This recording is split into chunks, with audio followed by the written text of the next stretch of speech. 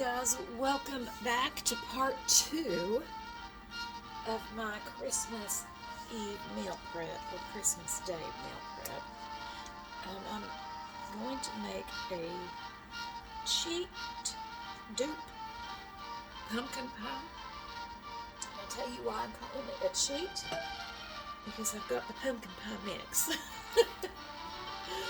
Not the pumpkin puree. I got the mix up in here. And so there is a recipe on the back of it. And I'm changing my ways a little bit on this.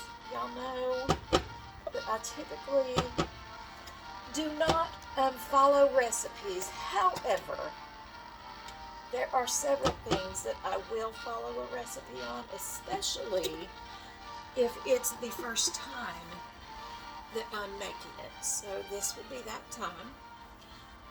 So this says, I'm looking at the can, it says, mix the first 3 ingredients in a large bowl. First 3 ingredients are 1 can of the pumpkin pie mix, 2/3 cup of evaporated milk. I've rinsed my can off. Guys, rinse your cans off before you cut into them. And I've shaken it real well. So I've got 1/3 cup here, so I'm just going to put 2 of these in here. So I've got 2/3 cup. And it says 2 large eggs.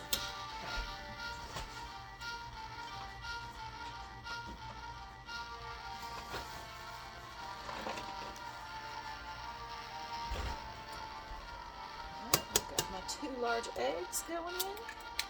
I am going to mix it up a little bit because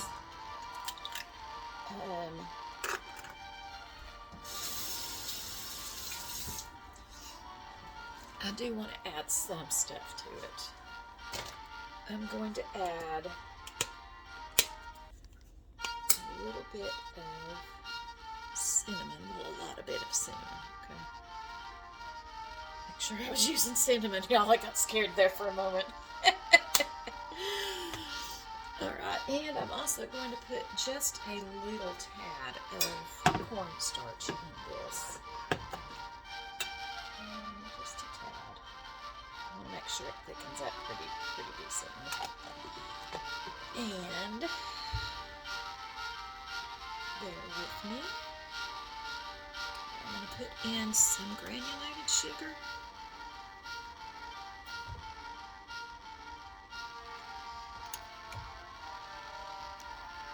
About 4. Okay, I'm also going to hit it with some pumpkin pie spice.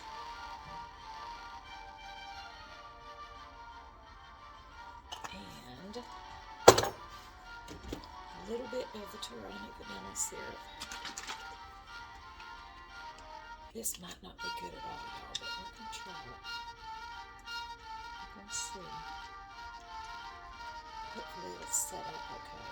I might put too much liquid in this. Maybe I should put just a little. Let me see what we got here. Let me just stir this up.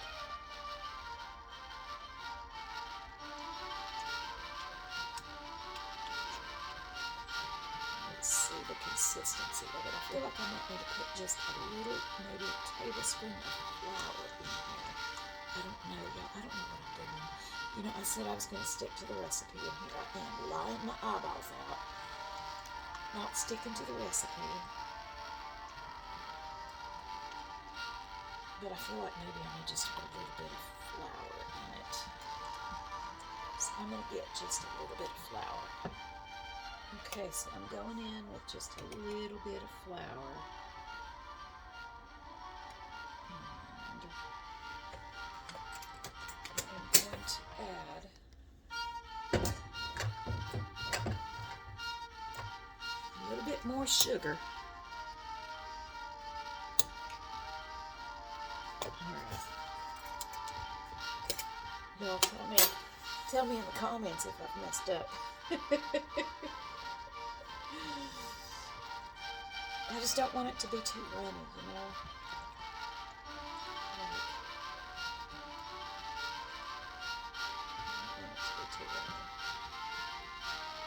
Okay, so now it tells me to pour into the pie shell, preheat oven to 425. Y'all, I didn't preheat my oven, so this is just going to have to sit here for a minute until it gets preheated to 425, and then you bake it for 15 minutes. Then you're going to lower the temperature to 350 for about an hour. Okay.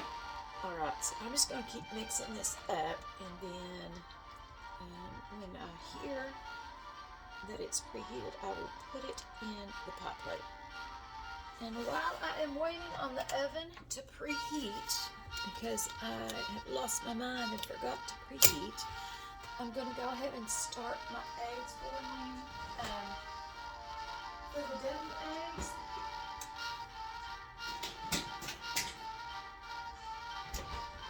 I am supposed to bring double eggs to Mara. And so I'm going to boil these up. I'm going to boil them up tonight, but I'll make them tomorrow.